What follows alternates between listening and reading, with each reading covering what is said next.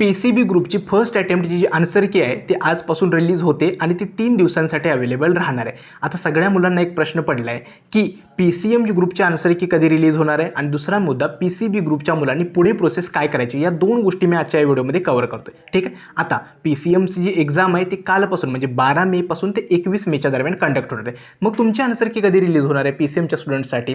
एक तर जर तुम्ही PCBची जर बघाल तर PCBचा सेकंड अटेम्प्ट जो आहे तो 10 आणि 11 मेला कंडक्ट झाला होता आणि जसा हा अटेम्प्ट संपला त्यानंतर त्यांनी 13 मेला आपली आन्सर की रिलीज केली. म्हणजे जसं सेकंड दोन्ही अटेम्प्ट PCBचे संपले त्यानंतर त्यांनी फर्स्ट अटेम्प्टची PCBची आन्सर की जी आहे ना ती रिलीज केली.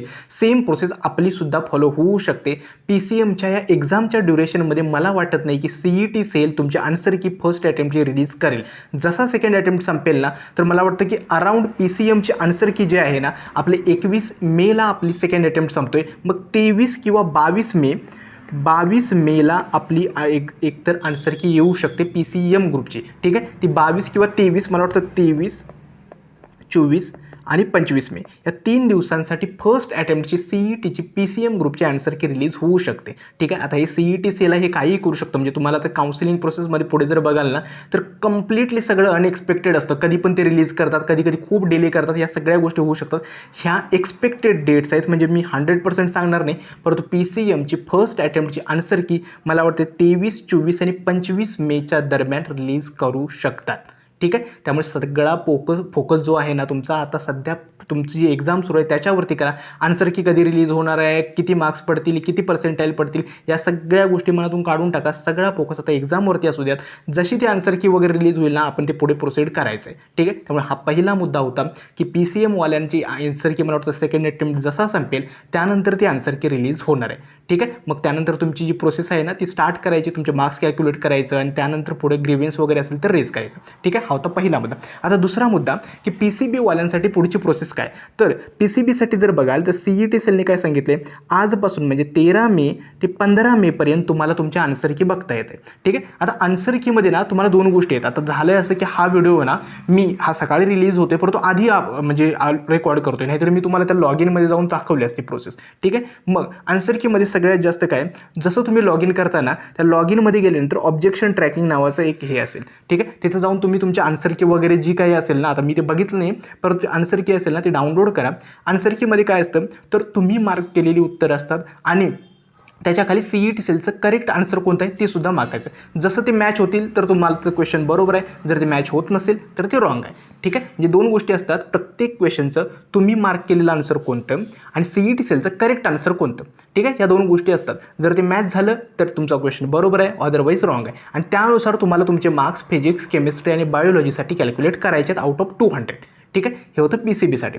आता सगळ्यात महत्त्वाचा मुद्दा की एखादा क्वेश्चन समजा चुकला तर तुम्हाला ऑब्जेक्शन रेज करता येतं. ठीक आहे. त्या ऑब्जेक्शन ट्रॅकिंगमध्ये जाऊन तुम्ही तुमचं ऑब्जेक्शन रेज करू शकता. आता CET सेल काय करतं, प्रत्येक चुकलेल्या क्वेश्चनसाठी तुमच्याकडून 1000 रुपये चार्ज करतं. ठीक आहे. ते तुम्हाला ऑनलाईन पे करावे लागतात.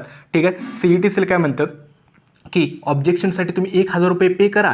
ठीक आहे. आणि जर उत्तर बरोबर म्हणजे जर तुमचं ऑब्जेक्शन करेक्ट आलं तर ते तुम्हाला रिटर्न करतील. परंतु असं रिटर्न अजूनपर्यंत तरी मी तरी कधी बघितलं नाही आहे. त्यामुळे ते 1000 रुपये आहेत ना, जर तुम्हाला ऑब्जेक्शन रेज करायचं असेल तर ट्राय करा एका शिफ्टची मुलं जिथे असतील ओके तर त्या मुलांनी एकदम मिळून जर रेज केलं ना तर ते बरोबर. प्रत्येक स्टुडंटकडून 1000 रुपये घेणं तर खूप तुम्हाला जास्त हे होऊ शकतं. ठीक आहे. त्यामुळे ट्राय करा की एका शिफ्टची मुलं जर आपल्या फ्रेंड सर्कलमध्ये किंवा कॉलेजमध्ये जर असतील आणि ती जर त्यांना वाटत असेल की मला रेज करायचे तर मिळून जर तुम्ही रेज केलात ना तो क्वेश्चन तर फार बरं होईल. ठीक आहे. आता हे होतं PCBसाठी. अजून एक गोष्ट लक्षात ठेवा, मार्क्स वर्सेस पर्सेंटाईल काय असू शकतं. आता PCBच्या ज्या जेवढ्या शिफ्ट झाल्या होत्या ना त्या मी तरी ॲनालाइज केल्या नव्हत्या की कोणती शिफ्ट डिफिकल्ट होती, इझी होती. परंतु ॲप्रॉक्सिमेटली सांगतो CETच्या ट्रेंडनुसार 90 ते 100 मार्क्सच्या दरम्यान जर असेल ना तर तुम्हाला 90 पर्सेंटाईल प्लस मिळू शकतं. ठीक आहे. 90 to 100 मार्क्सवर. ठीक आहे. आणि तेच जर तुमचे मार्क्स 100 प्लस असतील ना तर 94-95 पर्सेंटाईलच्या दरम्यान समथिंग मिळू शकतं. ठीक आहे. आय होप तुम्हाला हे दोन छोटे अपडेट्स कळतील. तुम्ही तुमचे PCBचे जेवढे स्टुडंट असतील तुमचे मार्क्स कॅल्क्युलेट करा. कमेंट सेक्शनमध्ये सांगा. जेवढे शक्य होतील तेवढे रिप्लाय मी नक्की देतो. तुमचं एक तर काय होतं की PCB ग्रुपवाल्यांनी सगळ्यात जास्त काळजी ही घ्यायची आहे की भलेही पहिल्या अटेम्प्टमध्ये मार्क्स थोडेफार कमी येतील परंतु सेकंड अटेम्प्टचे मार्क्स अजून कॅल्क्युलेट करायचे आहेत आपल्याकडे. ठीक आहे. मला माहिती आहे की तुम्हाला सगळ्यांना खूप चांगले मार्क्स मिळाले असतील आणि जरी थोडेफार मार्क्स कमी मिळाले तरी घाबरून जाऊ नका. इथं पर्सेंटाईल सिस्टीम आहे. तुम्हाला कमी मार्क्सवर सुद्धा चांगले पर्सेंटाईल मिळतात जर तुमच्या शिफ्टमध्ये टॉपर्स मुलं जर कमी असतील ना तर. ठीक आहे. आय होप तुम्हाला ही प्रोसेस समजली असेल. हे छोटेफार थोडे अपडेट्स तुम्हाला द्यायचे होते. मार्क्स सगळ्यांनी कॅल्क्युलेट करा आणि कमेंट सेक्शनमध्ये कळवा. PCM ग्रुपची जी मुलं असतील तुम्ही सध्या तुमची एक्झाम कंप्लीट होऊ द्या आणि त्यानंतर आपल्या सेकंड अटेम्प्ट संपल्यानंतर आपली आन्सर की आहे ना ती त्यानंतर रिलीज होईल. ठीक आहे. आता पूर्ण फोकस तुमचा एक्झामवरती करा. ठीक आहे. आय होप तुम्हाला ही छोटी प्रोसेस समजली असेल. ती 1000 रुपये पे करताना आधी सगळे विचार करा. कारण का प्रत्येक क्वेश्चनला मला वाटतं प्रत्येक शिफ्टमध्ये नाही म्हटली ना तरी 2-3 क्वेश्चन्स ना चुकीचे असतातच. ठीक आहे. त्यामुळे प्रत्येक क्वेश्चनला जर असं रेज करत बसलं ना 2-3 हजार रुपये इकडे जातात. मोस्टली महाराष्ट्रातील जी टॉपची जी कोचिंग इन्स्टिट्यूट्स वगैरे असतात ना जी एकदम हाय लेवलला तर ती काय करतात मिळून हे क्वेश्चन्स रेज करतात. ठीक आहे. त्यामुळे असं नाही की जरी तुम्ही रेज नाही केला तरी बाकी कुठं ना कुठं तो क्वेश्चन रेज झालेला असतोच. ठीक आहे. आय होप तुम्हाला ही प्रोसेस समजली असेल.